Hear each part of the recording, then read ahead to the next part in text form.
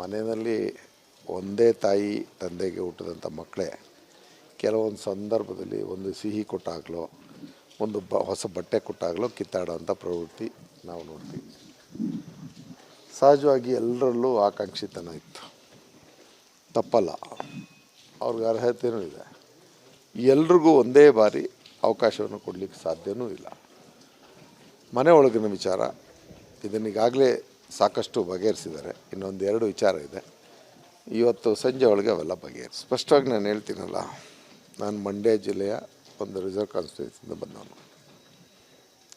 ಕಾಂಗ್ರೆಸ್ ಪಕ್ಷದಲ್ಲಿ NSYಯಿಂದ ಬೆಳೆದವನು. 1983 ವಿದ್ಯಾರ್ಥಿ ನಾಯಕನಾಗಿ ಹೊರಹೊಮ್ಮಿ ಯೂತ್ ಕಾಂಗ್ರೆಸ್. ತದನಂತರ ನಾನು 6 ಚುನಾವಣೆಗಳನ್ನ ಆಡಿರೋನು. ಅದರಲ್ಲಿ 3ರಲ್ಲಿ ಸೋತು 3ರಲ್ಲಿ ಗೆದ್ದಿದ್ದೀನಿ. ನಾನು ಸದಾಕಾಲ ಕಾಂಗ್ರೆಸ್ ಪಕ್ಷದ ಧ್ಯೇಯೋದ್ದೇಶಗಳನ್ನ ಬಿಟ್ಟು ಬೇರೆ ಯಾವುದನ್ನು ನಾನು ಮಾಡಿಲ್ಲ. ಇವತ್ತು ನನ್ನನ್ನು ಗುರುತಿಸಿ ನಮ್ಮ ನಾಯಕತ್ವ ರಾಹುಲ್ ಗಾಂಧಿ ಅವರು ಇರ್ಬೋದು, ಮಲ್ಲಿಕಾರ್ಜುನ ಖರ್ಗೆ ಅವರು ಇರ್ಬೋದು, ನಮ್ಮ ಮುಖ್ಯಮಂತ್ರಿಗಳ DK ಶಿವಕುಮಾರ್, ಮಾಜಿ ಮುಖ್ಯಮಂತ್ರಿಗಳ ಸಿದ್ದರಾಮಯ್ಯವರು ಒಮ್ಮತಾಭಿಪ್ರಾಯದಲ್ಲಿ ಈ ಒಂದು ತೀರ್ಮಾನ ತಗೊಂಡದನ್ನು ತಪ್ಪು ಅಂತ ಹೇಳೋಕ್ಕಾಗತ್ತಾ? ನನಗೆ 2016ರಲ್ಲಿ ಅವಕಾಶ ಆಗಬೇಕಾಯಿತು. ನಾನೇನು ಬೇಸರ ಪಟ್ಟಿರಲಿಲ್ಲ. 23ರಲ್ಲಿ ನನ್ನ ಹೆಸರು ಪೂರ್ಣ ಕ್ಲಿಯರ್ ಆಗಿತ್ತು. ಬದಲಾವಣೆ ಮಾಡಿ ಬೇರೆಯವ್ರಿಗೆ ಅವಕಾಶ ಕೊಟ್ಟಿದ್ದರು. ನಾವು ಅವತ್ತು ಅಪಸ್ವರ ಎತ್ತಿರಲಿಲ್ಲ. ಯಾರು ತಾಳ್ಮೆಯಿಂದ ಇರ್ತಾರೆ, ಪಕ್ಷದ ಜೊತೆಯಲ್ಲಿ ಸಿದ್ಧಾಂತಕ್ಕೆ ಅಂಟಿಕೊಂಡಿರ್ತಾರೆ, ಸಮಯ ಸಂದರ್ಭ ಆ ಒಂದು ಅವಕಾಶ ಬಂದೇ ಬರ್ತದೆ. ಯಾವುದೇ ರಾಜಕೀಯದಲ್ಲಿ ನಾವು ಹೋರಾಟ ಮಾಡ್ತಿರ್ಬೇಕಾದ್ರೆ ಬರೀ ಅಧಿಕಾರಕ್ಕೋಸ್ಕರನೇ ಅನ್ನೋದಕ್ಕಿಂತ ಪಕ್ಷ ತಾಯಿ ಇದ್ದಂಗೆ ಆ ತಾಯಿಯನ್ನು ರಕ್ಷಿಸ್ತಕ್ಕಂಥ ಕೆಲಸ ನಾವು ಮಾಡಬೇಕು. ಅಷ್ಟು ಮಾತ್ರ ಸೂಚ್ಯವಾಗಿ ಹೇಳಿಸ್ತೀನಿ.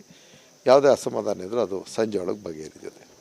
ಮನೆಯಲ್ಲಿ ಒಂದೇ ತಾಯಿ ತಂದೆಗೆ ಹುಟ್ಟಿದಂಥ ಮಕ್ಕಳೇ ಕೆಲವೊಂದು ಸಂದರ್ಭದಲ್ಲಿ ಒಂದು ಸಿಹಿ ಕೊಟ್ಟಾಗಲೋ ಒಂದು ಹೊಸ ಬಟ್ಟೆ ಕೊಟ್ಟಾಗಲೋ ಕಿತ್ತಾಡೋಂಥ ಪ್ರವೃತ್ತಿ ನಾವು ನೋಡ್ತೀವಿ.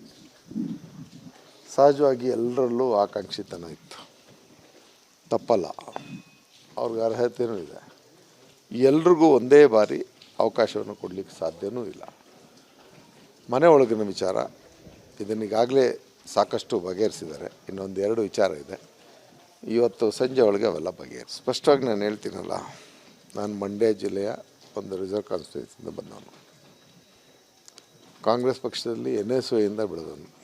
1983 ವಿದ್ಯಾರ್ಥಿ ನಾಯಕನಾಗಿ ಹೊರಹೊಮ್ಮಿ ಯೂತ್ ಕಾಂಗ್ರೆಸ್. ತದನಂತರ ನಾನು 6 ಚುನಾವಣೆಗಳನ್ನ ಆಡಿರೋನು. ಅದರಲ್ಲಿ 3ರಲ್ಲಿ ಸೋತು 3ರಲ್ಲಿ ಗೆದ್ದಿದ್ದೀನಿ. ನಾನು ಸದಾಕಾಲ ಕಾಂಗ್ರೆಸ್ ಪಕ್ಷದ ಧ್ಯೇಯೋದ್ದೇಶಗಳನ್ನ ಬಿಟ್ಟು ಬೇರೆ ಯಾವುದನ್ನು ನಾನು ಮಾಡಿಲ್ಲ. ಇವತ್ತು ನನ್ನನ್ನು ಗುರುತಿಸಿ ನಮ್ಮ ನಾಯಕತ್ವ ರಾಹುಲ್ ಗಾಂಧಿ ಅವರು ಇರ್ಬೋದು, ಮಲ್ಲಿಕಾರ್ಜುನ ಖರ್ಗೆ ಅವರು ಇರ್ಬೋದು, ನಮ್ಮ ಮುಖ್ಯಮಂತ್ರಿಗಳ DK ಶಿವಕುಮಾರ್, ಮಾಜಿ ಮುಖ್ಯಮಂತ್ರಿಗಳ ಸಿದ್ದರಾಮಯ್ಯವರು ಒಮ್ಮತಾಭಿಪ್ರಾಯದಲ್ಲಿ ಈ ಒಂದು ತೀರ್ಮಾನ ತಗೊಂಡದನ್ನು ತಪ್ಪು ಅಂತ ಹೇಳೋಕ್ಕಾಗತ್ತಾ? ನನಗೆ 2016ರಲ್ಲಿ ಅವಕಾಶ ಆಗಬೇಕಾಯಿತು. ನಾನೇನು ಬೇಸರ ಪಟ್ಟಿರಲಿಲ್ಲ. 23ರಲ್ಲಿ ನನ್ನ ಹೆಸರು ಪೂರ್ಣ ಕ್ಲಿಯರ್ ಆಗಿತ್ತು. ಬದಲಾವಣೆ ಮಾಡಿ ಬೇರೆಯವ್ರಿಗೆ ಅವಕಾಶ ಕೊಟ್ಟಿದ್ದರು. ನಾವು ಅವತ್ತು ಅಪಸ್ವರ ಎತ್ತಿರಲಿಲ್ಲ. ಯಾರು ತಾಳ್ಮೆಯಿಂದ ಇರ್ತಾರೆ, ಪಕ್ಷದ ಜೊತೆಯಲ್ಲಿ ಸಿದ್ಧಾಂತಕ್ಕೆ ಅಂಟಿಕೊಂಡಿರ್ತಾರೆ, ಸಮಯ ಸಂದರ್ಭ ಆ ಒಂದು ಅವಕಾಶ ಬಂದೇ ಬರ್ತದೆ. ಯಾವುದೇ ರಾಜಕೀಯದಲ್ಲಿ ನಾವು ಹೋರಾಟ ಮಾಡ್ತಿರ್ಬೇಕಾದ್ರೆ ಬರೀ ಅಧಿಕಾರಕ್ಕೋಸ್ಕರನೇ ಅನ್ನೋದಕ್ಕಿಂತ ಪಕ್ಷ ತಾಯಿ ಇದ್ದಂಗೆ ಆ ತಾಯಿಯನ್ನು ರಕ್ಷಿಸ್ತಕ್ಕಂಥ ಕೆಲಸ ನಾವು ಮಾಡಬೇಕು. ಅಷ್ಟು ಮಾತ್ರ ಸೂಚ್ಯವಾಗಿ ಹೇಳಿಸ್ತೀನಿ. ಯಾವುದೇ ಅಸಮಾಧಾನ ಇದ್ದರೂ ಅದು ಸಂಜೆ ಒಳಗೆ ಬಗೆಹರಿದಿದೆ.